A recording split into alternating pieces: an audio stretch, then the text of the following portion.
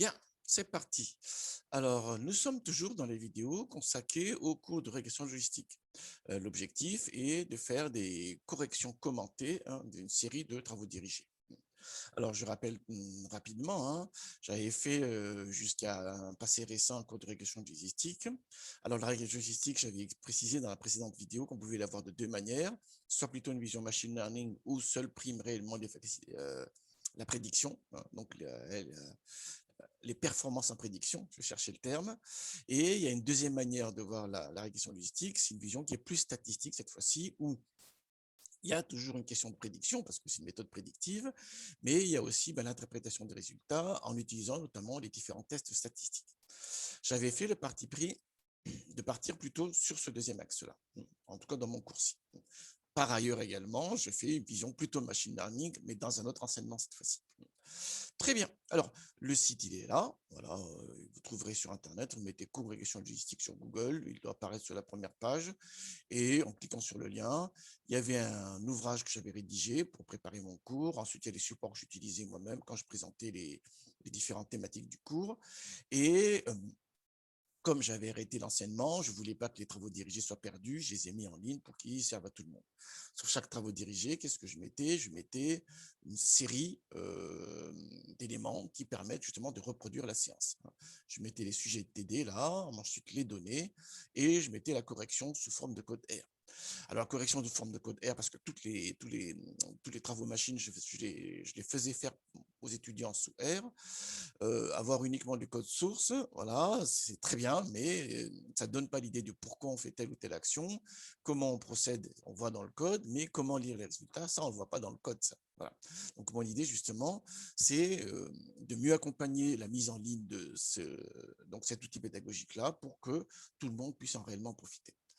Alors, j'avais commencé déjà hier, la première séance des travaux dirigés. J'avais mis la vidéo qui est là, elle est juste là, on le voit avec la souris.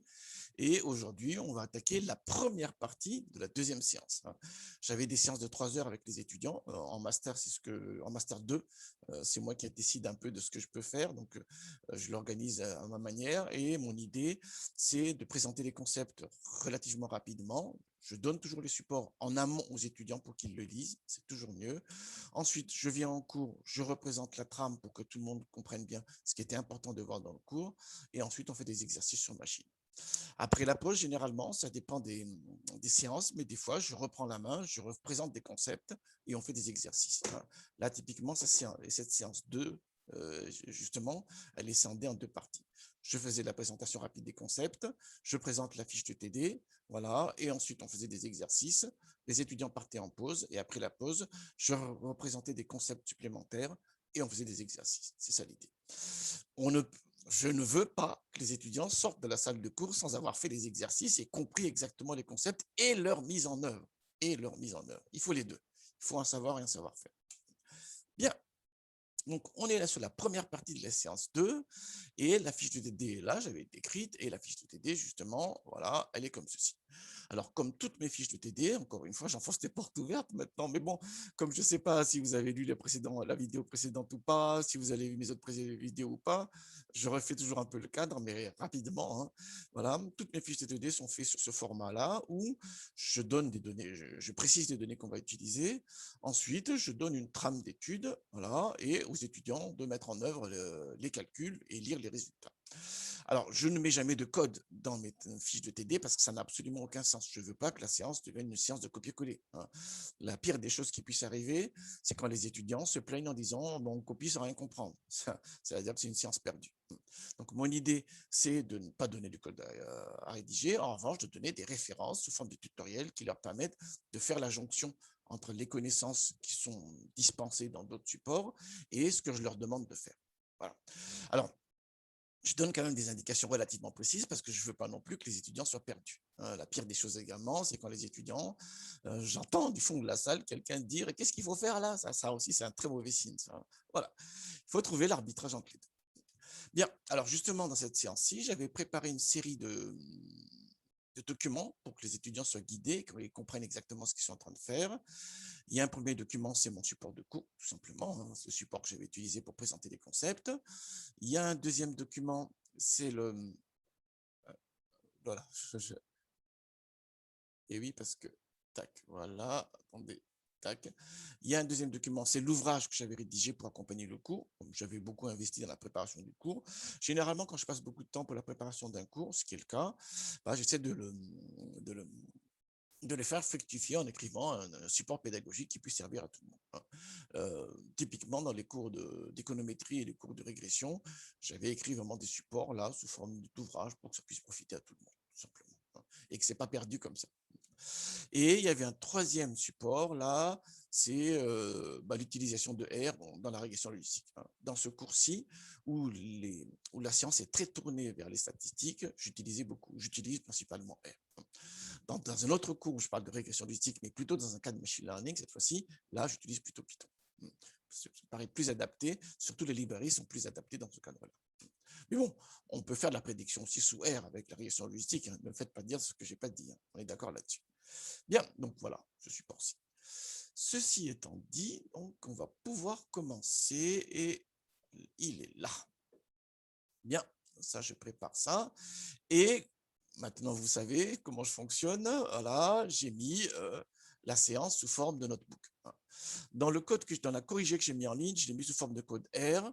Voilà, comme ça, parce que c'est ce qui me paraissait le plus adapté à l'époque. Avec les notebooks, on a aussi une autre visibilité sur les résultats. C'est pour ça que dans mes vidéos ici, je préfère utiliser plutôt des notebooks. Comme ça, on a code résultat, et je commente avec vous en direct les résultats. Bien. Alors, c'est quoi le fichier qu'on va utiliser? Quel est le fichier qu'on va utiliser cette fois-ci? On va essayer de voir les déterminants du ronflement. Je ne sais pas où est-ce que je suis allé chercher ce fichier-là. Je l'ai trouvé sur Internet, forcément. Hein. Je ne sais pas. Mais c'est très parlant pour certaines personnes. Voilà. Pour beaucoup de personnes, en fait. Hein. Je pense qu'il y a beaucoup de personnes qui sont concernées ici. L'idée, c'est de prédire l'occurrence du ronflement. Donc, la modalité positive, la modalité cible qu'on essaie d'identifier, c'est ronflement égale à oui. Hein. Qu'est-ce qui fait que les gens ronflent? Certaines personnes ronflent. Voilà. Alors, pour prédire le ronflement, voilà, il y a l'âge, j'imagine que ça joue ça, le poids, la taille, le fait de boire de l'alcool ou pas. Donc, on a un niveau de consommation. Un niveau de consommation. Donc, c'est un indicateur numérique qui donne un niveau de consommation. Il y a le genre. Dans mon exemple ici, 1, c'est les femmes, 0, c'est les hommes. Hein. Faut pas... C'est très important parce que dans la lecture des résultats qu'on fera, ce codage-là est très important. Hein. Ici, le codage n'est pas anodin parce que dans les coefficients qu'on va obtenir, dans les signes des coefficients qu'on va obtenir, hein, c'est important cette lecture-là. Et ensuite, le fait de fumer ou pas, ici, on a 1, les personnes qui fument, 0, les personnes qui ne fument pas. Voilà. Quels sont les déterminants du ronflement chez les personnes? Le nombre d'observations, il y a 100 observations. Alors, je n'ai pas d'échantillon apprentissage test. Pourquoi? Parce que nous ne sommes pas dans l'évaluation de la prédiction. Ce n'est pas la prédiction qui nous intéresse ici, c'est l'explication. On veut expliquer le ronflement et trouver les facteurs qui déterminent le ronflement. Ce n'est pas la prédiction de ronflement. Ce n'est pas on va cibler quelqu'un, lui il va ronfler, lui il ne ronfle pas, ainsi de suite. Ce n'est pas ça l'idée. C'est en se basant sur les données, de regarder les résultats et d'essayer de voir qu'est-ce qui induit un ronflement chez les personnes. Quels sont les facteurs qui induisent un ronflement chez les personnes. On est plus sur une vision d'étude et non pas de prédiction. C'est très important ça, hein, parce que c'est pour ça qu'ici, justement, on n'a pas cette problématique de scinder les fichiers en échantillons d'apprentissage et tests, après calculer les taux d'erreur, parce que ce n'est pas le propos. C'est pas le propos. Qu'est-ce que je veux faire? Et c'est par rapport à ça que je travaille. Ça, c'est vraiment un point de vue très important. Je ferme le fichier, et on va pouvoir enquiller ici la séance. Alors, toujours, hein, je mets les numéros de questions et dans le code qui est R qui est là, je mets les numéros de questions à chaque fois. D'accord là-dessus. Alors, importer le fichier, très bien. Afficher la liste des variables et résumer des variables. OK, très bien. Alors, pour importer, c'est un fichier Excel, vous avez vu, hein, c'est un fichier Excel, hein, XLSX, étude ronflement, il n'y a qu'une feuille. Voilà, je vais utiliser librairie XLSX. Il y a d'autres librairies également. Moi, je préfère celle-ci parce que je la connais très bien. C'est plutôt pour ça, en réalité. Je sais également qu'elle a des limites. Hein. Quand les volumétries sont plus importantes, elle a des soucis. Donc, il faut utiliser soit d'autres librairies, soit utiliser des fichiers texte. Sur les grosses librairies, n'utilisez pas les fichiers Excel. Utilisez plutôt les fichiers texte. Hein. Sur les gros fichiers, n'utilisez pas les fichiers Excel, utilisez plutôt les fichiers texte. Hein. Avec read.table ou read.csv, vous avez des performances faramineuses sur des fichiers qui font des millions de, qui comportent des millions d'observations. Très bien. Donc, je prends cette librairie, voilà, et je lis le fichier. Read.xlsx, c'est une fonction de xlsx. Je mets le nom du fichier, je dis que la première ligne, c'est le nom des variables, id égale à t, et les fichiers sont situés dans la première feuille. C'est un classeur Excel, donc possiblement, il peut avoir plusieurs feuilles, donc je lis la première feuille. Deux options supplémentaires, ici l'encodage c'est UTF-8, voilà, parce que j'ai eu des problèmes d'importation avec l'encodage par défaut, donc j'ai précisé que c'est un codage en UTF-8, hein, pour qu'il n'y ait pas de souci. Et l'autre élément important, c'est que je lui ai dit, s'il y a des colonnes composées de chaînes de caractères, il faut considérer comme une variable catégorielle, et donc l'encoder en type factor. C'est le rôle de strings as factor égale à 3. Ça, je l'ai expliqué dans la précédente vidéo. Je suis revenu longuement là-dessus. Je ne veux pas trop m'attarder, mais c'est très important ici parce que GLM, si vous ne lui envoyez pas comme variable cible qui est de type factor, lui, il va râler en disant « je ne comprends pas, ce n'est pas une variable catégorielle, la variable cible ici ». Très bien. On est dans la régression logistique binaire toujours ici. Très bien, donc je lance, voilà. Et on a la description de données avec la commande ici str. Voilà, on a cette observation avec cette variable. Toutes les variables explicatives potentielles sont numériques.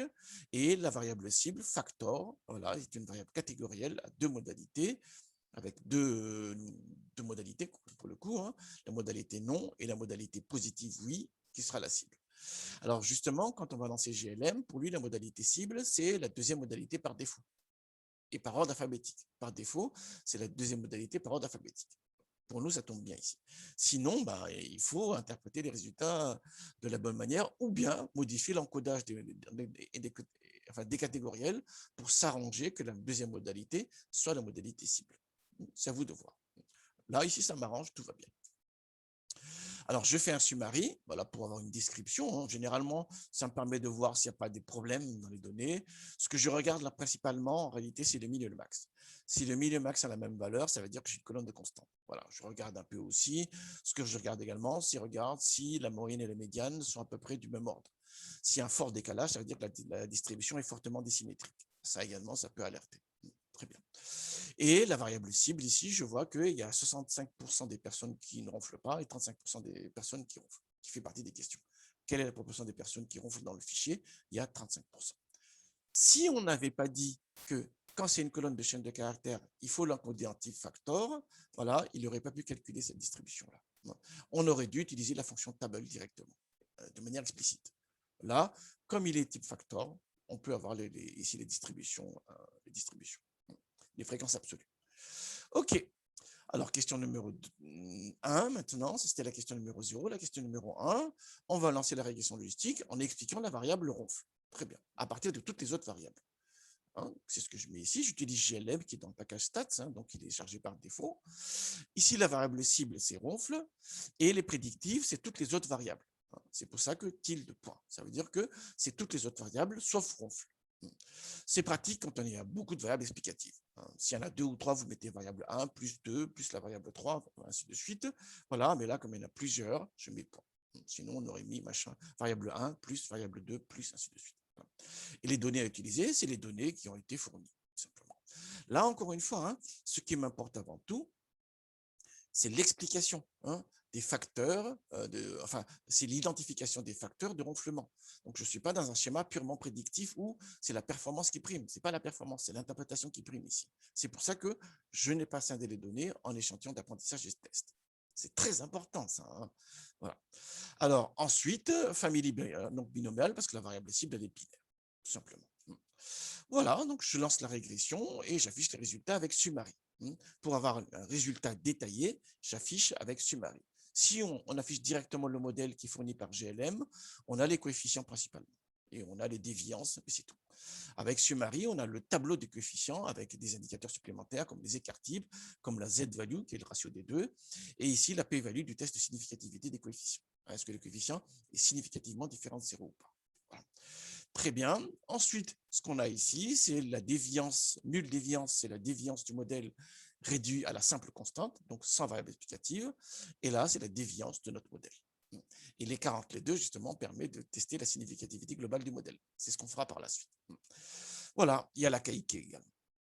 Mais la KIK, il faut la comparer à quelque chose pour savoir si c'est intéressant ou pas. La valeur intrinsèque, là, elle n'est pas, c'est joli, mais bon, très bien.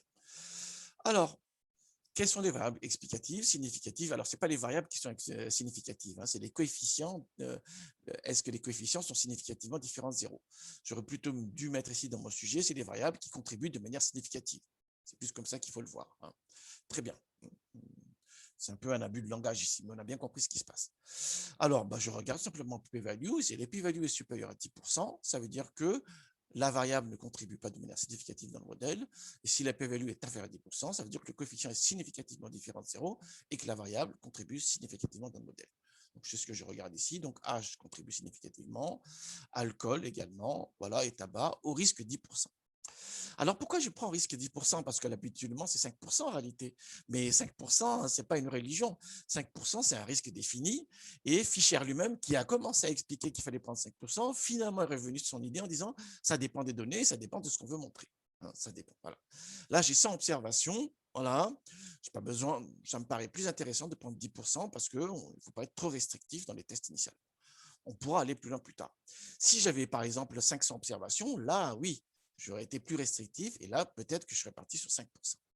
Donc, le choix du risque, il dépend de ce qu'on veut montrer à partir des données et aussi des caractéristiques des données. C'est ça, hein, c'est ça qui est important. C'est pour ça que j'ai fait le choix de 10%. Ce qui est sûr, c'est que ce n'est pas tout le temps 5%. Ça dépend de ce qu'on veut faire. C'est ça qui est important de bien voir. Très bien. C'est bien. Alors, on me dit, on veut faire le test de Wald. Voilà. Enfin, est-ce qu'on peut supprimer le poids de la régression? On va utiliser deux manières pour ça. Le test du rapport de vraisemblance. On va utiliser le test du rapport de vraisemblance. Très bien. Alors, déjà, on va revenir. Qu'est-ce qui se passe sur poids? Le poids, là, apparemment, à 10%, il n'est pas significatif. C'est-à-dire que le coefficient de poids n'est pas significativement différent de 0, a priori. Voilà.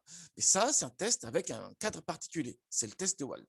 Il y a une autre manière de faire le test, c'est le test du rapport de vraisemblance. Le test de Wald, il est basé sur le fait que les estimateurs du maximum de vraisemblance sont asymptotiquement normaux. OK. Mais il y a une autre manière de faire.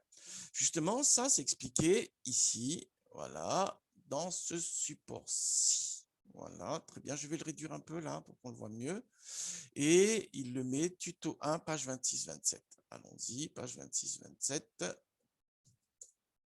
Voilà. Donc, il y a différents tests possibles. Tester si tous les coefficients, sauf la constante, sont nuls. C'est le test de significativité globale. Il y a le test de chaque coefficient. Voilà. Est-ce que le coefficient est significativement différent de 0? Et tester un groupe de coefficients. Pour ces tests-là, il y a deux cadres possibles. Soit le test du rapport de vraisemblance, soit le test basé sur la normalité asymptotique.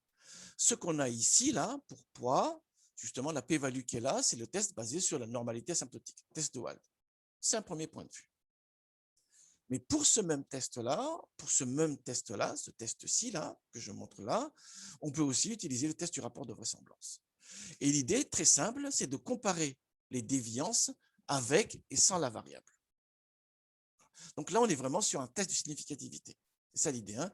On ne peut pas utiliser, en tout cas dans ce cadre-ci, le rapport de vraisemblance pour calculer les intervalles de confiance. En revanche, la normalité asymptotique, puisqu'on a les écarts types, là, permettrait de calculer les intervalles de confiance des coefficients. Bien d'accord là-dessus. Hein. Très bien. Donc, l'idée de l'exercice, c'est de comparer la déviance du modèle avec et sans la variable poids. Voilà. OK. Alors, déjà, on va voir quelles sont les propriétés de l'objet GLM, de Summary GLM, qui permettent de réaliser ce test-là. On va dans les attributs ici du modèle, de l'objet fourni par Summary, de GLM, on est bien là. Hein. Regardez bien, hein. J'ai fait GLM et j'ai un objet. Cet objet-là, je l'ai passé à la fonction Summary et j'ai un deuxième objet. Et c'est les propriétés de ce second objet-là que je vais ici inspecter. Voilà. Alors, il me dit, il y a des éléments, très bien. Et entre autres, ce qui m'intéresse, justement, c'est qu'on dispose de la déviance. Or, dans le test du rapport de vraisemblance, c'est les déviances qu'on va comparer. Vous avez bien vu ça, hein? OK. Donc, qu'est-ce que je fais? Je fais la régression sans la variable poids. Puisque je vais tester, est-ce que poids contribue significativement dans le modèle. On a vu avec le test de Wald que ce n'est pas le cas. On verra si avec le test du rapport de vraisemblance, on a la même conclusion ou pas, ou s'il y a des incohérences ou des contradictions. Donc, je fais la régression sans la variable poids. Très bien, donc voilà, et très bien, j'ai les déviances qui sont là. Et ensuite, je mets en œuvre le test du rapport de vraisemblance. C'est bien là c'est ce que je suis en train de décrire. Ce que je fais là, voilà. Et comme j'enlève qu'une variable, c'est pour ça que le degré de liberté, ce sera égal à 1. OK. Donc, on a un écart des déviances, c'est ce que je calcule qui est là. Ici, le degré de liberté, c'est l'écart du nombre de variables, du nombre de coefficients estimés entre les deux modèles, tout simplement. Et ensuite, je calcule la probabilité critique, la p-value. Paf. Et voilà. Donc, la statistique de test, c'est 0,21, degré de liberté égal à 1 et la p-value 0,64. Avec cette procédure également, j'ai la même conclusion, c'est que le coefficient de poids n'est pas significativement différent de 0. Les données contredisent donc l'hypothèse est nulle. Voilà ce qui se passe. OK, je regarde, je vois que la p-value qu'elle a, finalement, elle est relativement proche d'ici. OK. Mais encore une fois, c'est deux procédures différentes pour tester la même chose. Quand les résultats sont cohérents, tout va bien. Quand ils ne sont pas cohérents, il faut réfléchir à voir ce qui se passe. Voilà. Mais bon, c'est rare, c'est vraiment très rare, c'est vraiment sur les tout petits effectifs qui peut avoir incohérence. La normalité asymptotique est quand même une très bonne qualité sur la régression logistique. Bien, alors, on a les résultats. Je continue mon TD. On en est où là? Si on veut suprémalité, taille et poids, comment on procède? Pareil, je fais la régression avec toutes les variables et je fais la régression sans ces deux variables-là. Et ensuite, je mets en œuvre le test du rapport de vraisemblance. Si on se base sur la normalité asymptotique, on a besoin des écarts types de coefficients, mais nous avons également besoin des covariances entre les coefficients de poids et taille. Et la procédure de test est un peu plus complexe. Ça, vous le trouverez dans le support de cours. Il est décrit dans le support de cours qui est là. Mais moi, ici, pour aller vers plus de simplicité, tout simplement, je réapplique la même idée. Et le degré de liberté, maintenant, il est égal à 2 parce que j'ai enlevé deux variables. Il y a deux paramètres estimés en moins. Il y a deux coefficients estimés en moins. C'est ça l'idée. Donc, le gros intérêt du test du rapport de vraisemblance, c'est qu'il est nettement plus générique, en fait, et plus facile à appliquer. C'est ça l'intérêt de l'affaire. Très bien. Donc, je refais une troisième régression sans les variables poids et taille. Voilà. J'ai la déviance qui est là et je mets en œuvre le test du rapport de vraisemblance en opposant la déviance du modèle initial avec la déviance du modèle sans les deux variables incriminées. Voilà. Et de nouveau, j'ai une p-value supérieure au seuil que je me suis fixé. Alors, le seuil, là, il devait être 10% aussi, il me semble. Voilà, c'est tout 10%, j'imagine, dans cet exercice. Et voilà. Très bien, on voit bien. Donc, on a bien cette conclusion-là. Les deux coefficients, les données contredisent donc l'hypothèse nulle qui est que les deux coefficients de poids et taille sont simultanément nuls. Voilà ce qui se passe. OK, donc on pourrait enlever en bloc ces deux variables-là. Voilà ce que ça veut dire.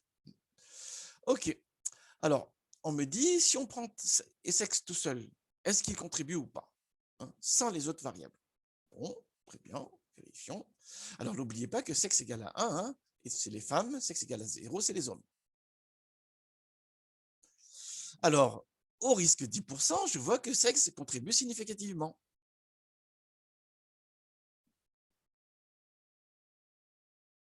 C'est étonnant ça, parce que quand on avait sexe ici dans la régression initiale, là, ce n'était pas le cas. On est bien d'accord là-dessus. Donc, sexe, à mon avis, il est corrélé, la variable sexe est corrélée avec une autre variable. Voilà.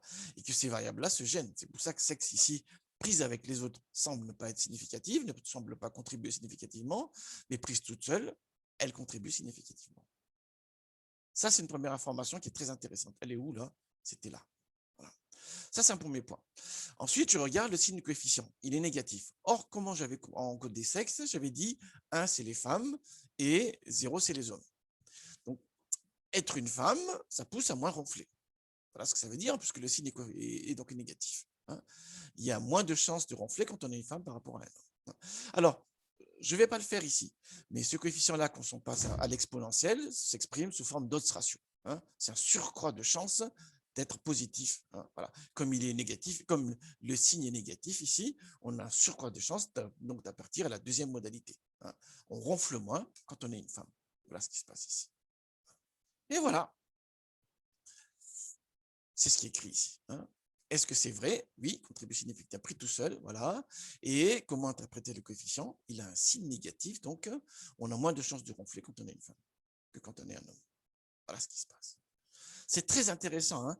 La régression logistique, elle est souvent utilisée dans en biostatistique, dans les études liées à la santé. Pourquoi? Parce qu'elle se prête à des interprétations très riches, très intéressantes. Ce qu'on verra et plus bas également, c'est que ça nous permet également de voir, par exemple, les phénomènes d'interaction. On verra ça tout à l'heure, ainsi de suite.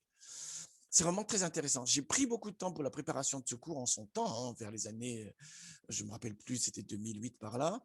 Et en préparant le cours, j'avais étudié ça quand j'étais étudiant, mais c'était enfin bref, très bien. Et en préparant le cours, en lisant les livres d'Osmer et Lemcho, il y a tout un d'Agristi, c'est les meilleurs ouvrages dans ce cadre-là. On apprend vraiment beaucoup de choses. Et j'ai compris réellement le succès de cette approche euh, dans les applications statistiques. En machine learning, j'avais vu ce qu'il fallait en faire. Pour moi, il faisait partie de la classe des classifieurs linéaires, tout simplement, au même titre que l'analyse discriminante, ainsi de suite. Mais quand on regarde en détail, en termes d'interprétation des coefficients et des résultats, elle a quand même des éléments très intéressants et elle permet de mettre en œuvre des tests sophistiqués. C'est ce qu'on voit ici. Je continue. Est-ce que boire de l'alcool est un facteur de risque? Alors, qu'est-ce qui se passe avec l'alcool? Je remonterai. Hein. Ce qu'on a dans le fichier avec alcool, c'est un niveau d'alcoolémie, si je puis dire. Hein. C'est un niveau de consommation d'alcool. Ici, on nous demande, est-ce que consommer de l'alcool, voilà, et provoque le ronflement, oui ou non? Donc déjà, il faut que l'alcool, je l'encode différemment. C'est-à-dire que 0, je ne consomme pas, et plus de 0, strictement, ça veut dire que je consomme. Donc, je vais encoder alcool en 0,1, et comme ça, je pourrais tester, est-ce que consommer de l'alcool, quelle que soit la quantité, fait ronfler ou pas. C'est ce qui se passe ici. Donc, la variable alcool, hein, je montre ici, hein, données alcool, qu'est-ce que j'ai fait là? Voilà. Données alcool, voilà, tac. Regardez, c'est bien une variable numérique. On le voit bien ici. Hein. Et donc, la première chose à faire, c'est alcool, on va l'encoder en 0,1. 0, je ne consomme pas. Et 1, je consomme, quel que soit le niveau. Que ce soit un soifard ou un esthète de l'alcool qui boit un petit verre de temps en temps, ou celui qui avale des litres de je ne sais pas quoi tous les soirs. Voilà. Très bien. Donc, c'est ce qui se passe ici. Donc, je l'ai encodé en variable 0,1. Et ensuite, cette variable 0,1, je l'introduis dans la régression. Voilà. Allons-y. Et au risque 10% toujours, je vois que alcool, le fait de boire, contribue significativement dans le ronflement. Premier élément. Et il contribue positivement. C'est-à-dire que boire fait ronfler.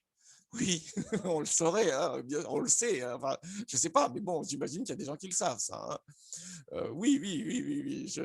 Enfin bref, voilà, on a bien le résultat là. Très bien. Donc, hein, ça contribue significativement et dans un sens positif. Boire fait ronfler. C'est ça qui est important de bien voir. Très bien. Alors, ok, mais finalement, je me dis, mais ok, boire, ça fait ronfler. Mais est-ce que boire plus, ça fait ronfler? Voilà. Alors, il y a différentes manières de voir. Soit on prend la valeur numérique cette fois-ci et on fait la régression directement dessus. Du coup, on a un coefficient en fait qui est en lien avec le niveau de consommation. Sinon, la deuxième approche que je montre dans le cours justement, c'est le codage imbriqué, où on a fait des gradations pour voir si le passage d'un niveau à un autre fait ronfler plus. Voilà. Voilà. Donc, ça permet de voir différents éléments. Déjà, et le fait de boire ou pas boire, on pourra le spécifier. Et ensuite, le passage aux différents niveaux, on pourra voir si ça fait ronfler en plus. Cette idée. Voilà. Alors, ce codage imbriqué là, il est indiqué tuto 1, non, tuto 1, page 43.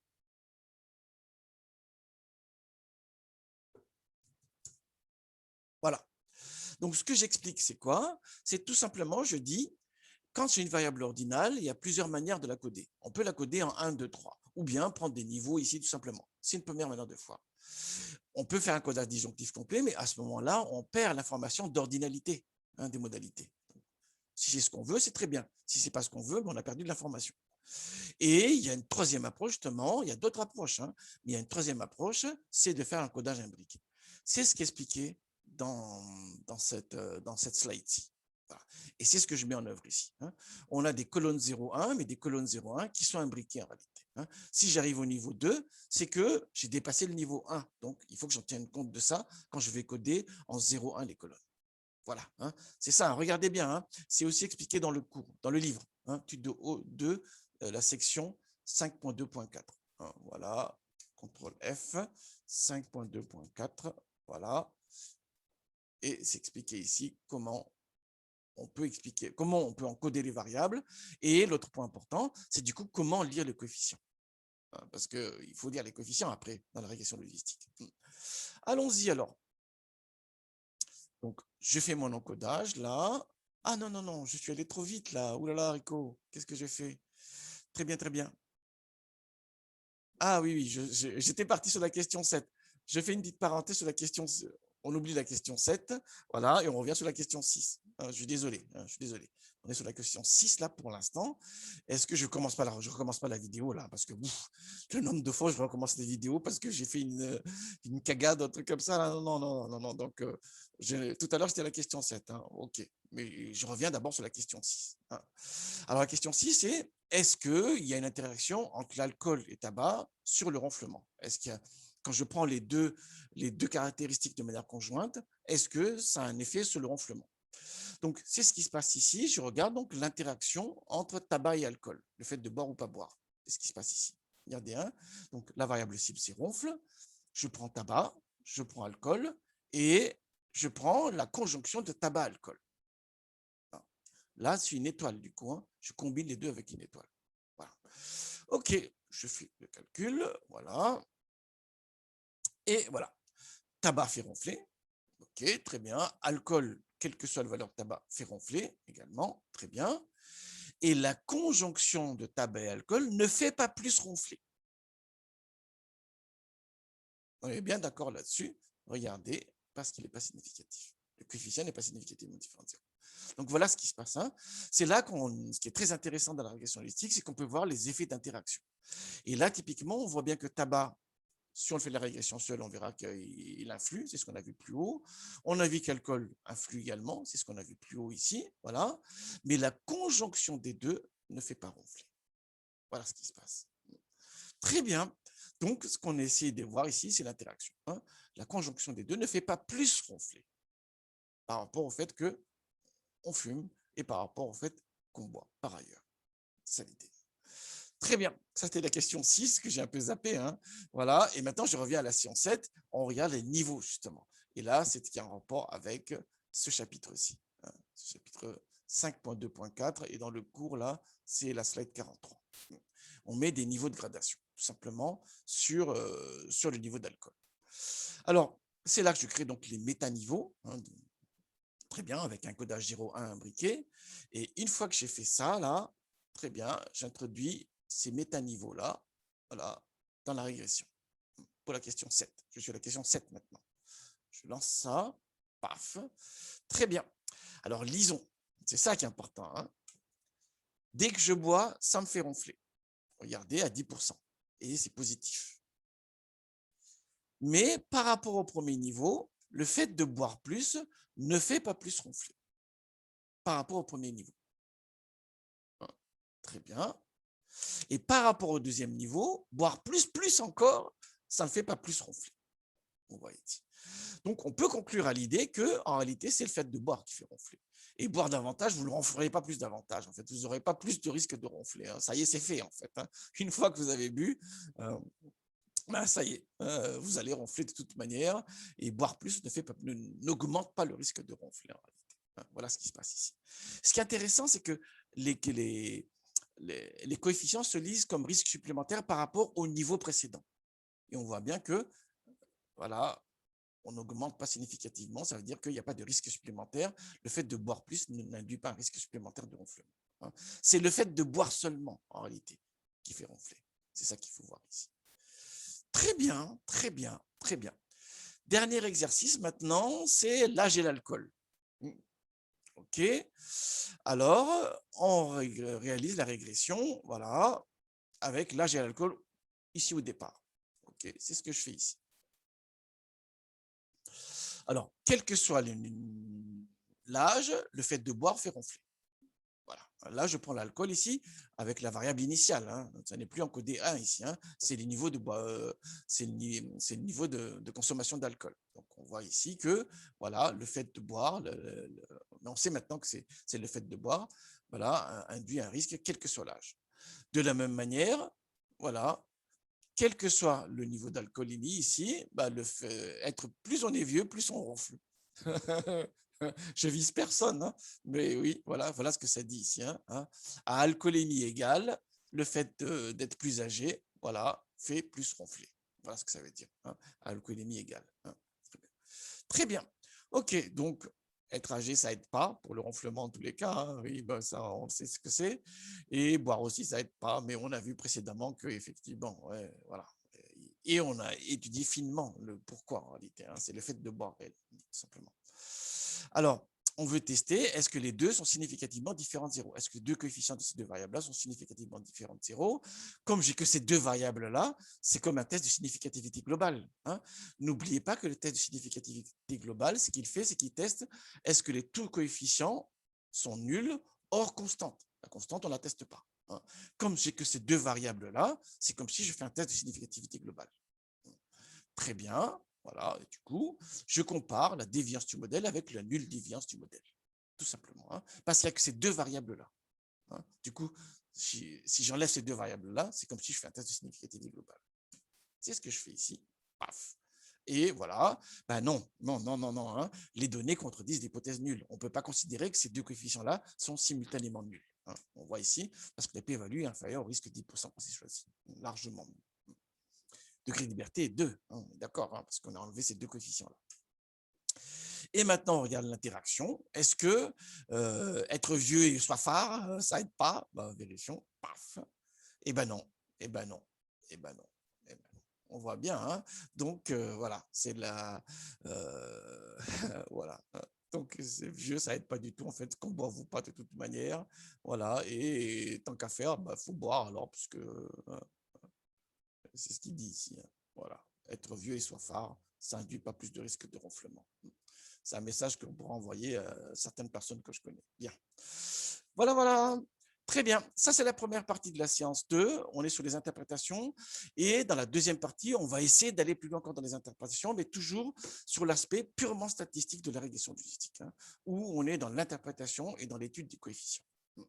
Excellent travail à tous.